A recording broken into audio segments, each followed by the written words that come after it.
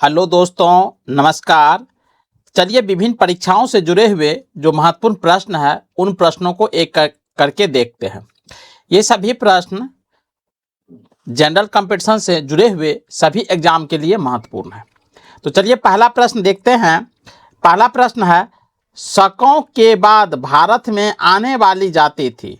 तो शक के बाद भारत में जो आने वाली जाति थी वो या तो पहलव या पार्थियन कहिए। पहलव का ही दूसरा नाम पार्थियन था। तो शक के बाद भारत में पार्थियन आए थे। नेक्स्ट है, पहलव को अन्य किस नाम से जाना जाता है। तो पहलव जो जाति थी उनको पार्थियन के नाम से जाना जाता है। नेक्स्ट है, पहलवों का इतिहास जानने का स्रोत है।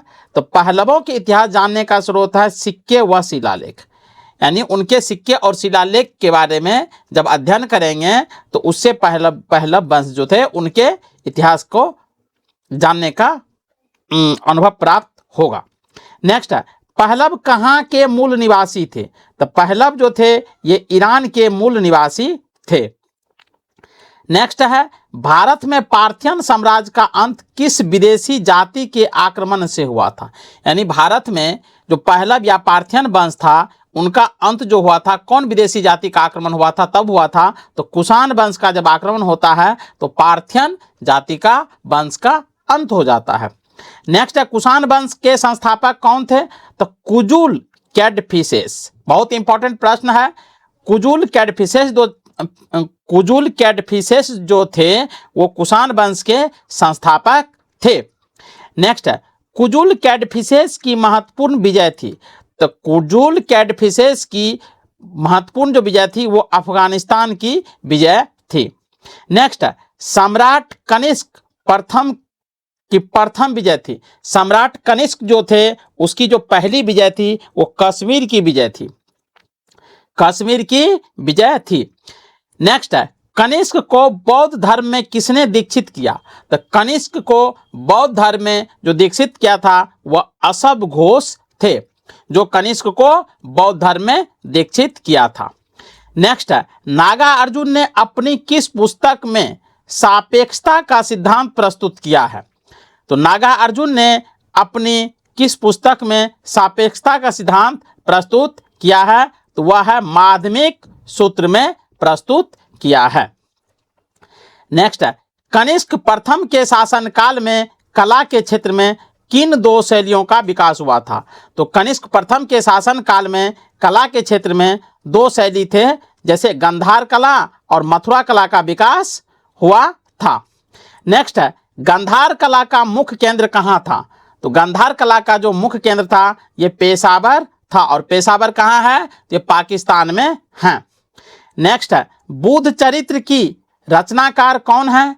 तो बुद्ध चरित्र के रचनाकार असभ घोष थे। बुद्ध चरित्र के रचनाकार कौन थे, तो असभ घोष थे। नेक्स्ट है, असभ घोष के गुरु कौन थे। तो असभ घोष के गुरु का नाम वसुमित्र था। नेक्स्ट है, बौद्ध धर्म का विश्वकोश किस ग्रंथ को कहा गया है। तो महाविभाष सूत्र जो थे उनको बौद्ध धर्म का विश्वकोश के नाम से जाना जाता है। बहुत ही इंपॉर्टेंट प्रश्न है। नेक्स्ट है, आधुनिक चिकित्सा विज्ञान का पितामह किस विद्वान को कहा जाता है। तो आधुनिक चिकित्सा विज्ञान का पितामह चरक को कहा जाता है। इंपॉर्टेंट है। नेक्स्ट है, पुष्यमित्र द्वारा कराए गए यज्ञ में, पुष्यमित्र के द्वारा जो यज्ञ कराए गए थे उसके पुरोहित कौन थे। तो ये पुरोहित थे पतंजलि, और योग दर्शन का संबंध भी पतंजलि से है। नेक्स्ट है, पुष्यमित्र का उत्तराधिकारी कौन था। तो पुष्यमित्र का उत्तराधिकारी अग्निमित्र थे। नेक्स्ट है, पुष्यमित्र शुंग ने किस धर्म को राजधर्म घोषित किया था। तो पुष्यमित्र शुंग के द्वारा जो वैदिक धर्म थे उनको राजधर्म की दर्जा प्रदान किया गया था। नेक्स्ट है, शुंग काल में राजाओं ने किस भाषा को प्रोत्साहन दिया तथा उसे पाली के स्थान पर राजभाषा घोषित किया था। तो शुंग काल में राजाओं ने किस भाषा को प्रोत्साहन दिया था और पाली भाषा के स्थान पर राजभाषा घोषित किया था। तो वह था संस्कृत। बहुत ही इंपॉर्टेंट प्रश्न है, ध्यान रखेंगे। नेक्स्ट है, पुष्पमित्र के अभिन्न मित्र यानी पुष्पमित्र के जो सबसे क्लोज दोस्त थे, जिसने मनु स्मृति की रचना की, उसका नाम क्या था? तो वो मनु ही थे जो पुष्पमित्र के सबसे क्लोज दोस्त थे। नेक्स्ट है, किस ग्रंथ से शुंग काल की न्याय व्यवस्था की जानकारी मिलती है? तो किस ग्रंथ से शुंग काल की न्याय व्यवस्था की जानकारी मिलती है? तो ये मनु स्मृति से मिलती है। नेक्स्ट है, कण्व वंश की जानकारी के लिए सर्वाधिक महत्वपूर्ण स्रोत है। तो कण्व वंश की जानकारी के लिए जो सर्वाधिक महत्वपूर्ण स्रोत है वह है हर्ष चरित्र। नेक्स्ट है, सातवाहन शासकों की राजधानी कहाँ थी? तो सातवाहन जो शासक थे उनकी राजधानी प्रतिष्ठान में स्थित थी। नेक्स्ट है, सातवाहन की लिपि थी। तो सातवाहन की जो लिपि थी वो ब्राह्मणी लिपि थी। नेक्स्ट है, सातवाहन वंश का सबसे बड़ा पराक्रमी शासक कौन था? तो सातवाहन वंश का जो सबसे बड़ा पराक्रमी शासक था वो गोमती पुत्र सतकर्णी थे। बहुत इंपॉर्टेंट प्रश्न है, गोमती पुत्र सतकर्णी थे। नेक्स्ट है, किस ग्रंथ में सातवाहनों को मलेच्छ की संज्ञा दिया गया है या मलेच्छ कहा गया है? वो महाभारत जो थे उसमें सातवाहन को मलेच्छ की श्रेणी में रखा गया है। नेक्स्ट है, किस स्तूप के द्वार पर सतकर्णी प्रथम का नाम उल्लेखित है? तो सांची का जो स्तूप है ये मध्य प्रदेश से जुड़ा हुआ है, उसमें सतकर्णी प्रथम का नाम उसके द्वार पर उल्लेखित है। नेक्स्ट है, किस यवन शासक ने अजय की उपाधि धारण की थी? तो अजय का मतलब होता है जो कभी किसी से नहीं हारता है, उसे अजय कहा जाता है। और वो धारण किया था अजय की उपाधि तो डेमेट्रियस। नेक्स्ट है, मधुमक्खी पालन को क्या कहते हैं? तो एपीकल्चर कहा जाता है। मधुमक्खी पालन को एपीकल्चर के नाम से जाना जाता है। नेक्स्ट है, भारत में 3 प्रकार की मधुमक्खी पाली जाती है, मेलिपोना, ट्राइगोना तथा एपिस। नेक्स्ट है, एपिस को भारतीय मधुमक्खी के नाम से जाना जाता है, यानी भारत में जो मधुमक्खी है उसको एपिस के नाम से जाना जाता है। इसका वैज्ञानिक नाम है एपिस इंडिका। नेक्स्ट है, एपिस इंडिका स्वभाव से शांत होती है, इसे आसानी से पाली जा सकती है, यानी ये शरारतें नहीं करती हैं। नेक्स्ट है, शहद में कैरोटीन, जंथोफिल, एंथ्रोसायनिन तथा टैनिन जैसे पदार्थ पाए जाते हैं। इंपॉर्टेंट है, वे पेड़ पौधे जिनसे मधुमक्खियां मकरंद इकट्ठा करने के लिए पसंद करती है उसे बी फ्लोरा कहा जाता है, यानी बी फ्लोरा उसे कहा जाता है जिस पेड़ पौधे से मधुमक्खियां मकरंद इकट्ठा करती है। नेक्स्ट है, शहद के घटक हैं तो जल, फल शर्करा, दक्ष शर्करा और सुक्रोज, डेक्स्ट्रीन तथा गोंद, खनिज पदार्थ व अन्य। बहुत इंपॉर्टेंट है, याद रखेंगे। नेक्स्ट है, 1 किलोग्राम शहद से औसतन 3500 कैलोरी ऊर्जा प्राप्त की जाती है। बहुत इंपॉर्टेंट प्रश्न है, शहद में काफ़ी मात्रा में एनर्जी पाए जाते हैं।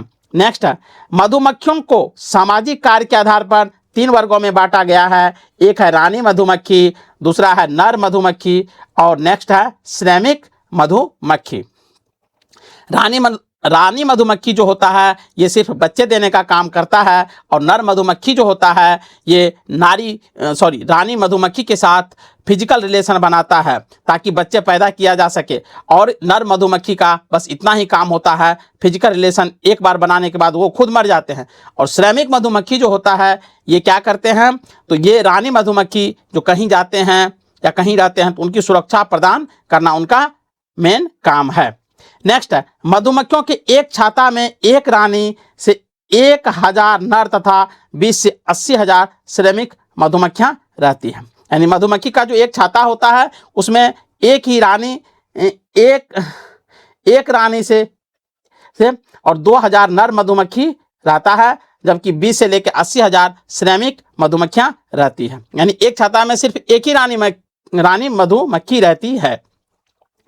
नेक्स्ट है, मधुमक्खियों के निषेचित अंडे से रानी व श्रमिक निकलते हैं, जबकि अनिषेचित अंडे से हमेशा नर मधुमक्खी निकलता है। बहुत ही इंपॉर्टेंट प्रश्न है।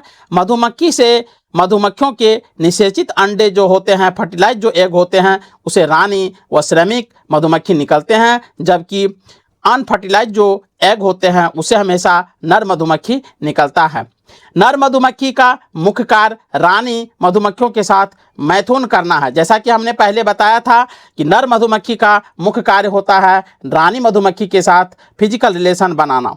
नेक्स्ट है, रानी मधुमक्खी अपने वैवाहिक जीवन में केवल एक बार उड़ान भरती है, केवल एक बार उड़ान भरती है। नेक्स्ट है, श्रमिक मधुमक्खी बांझ होती है तथा इनकी संख्या 90% होती है।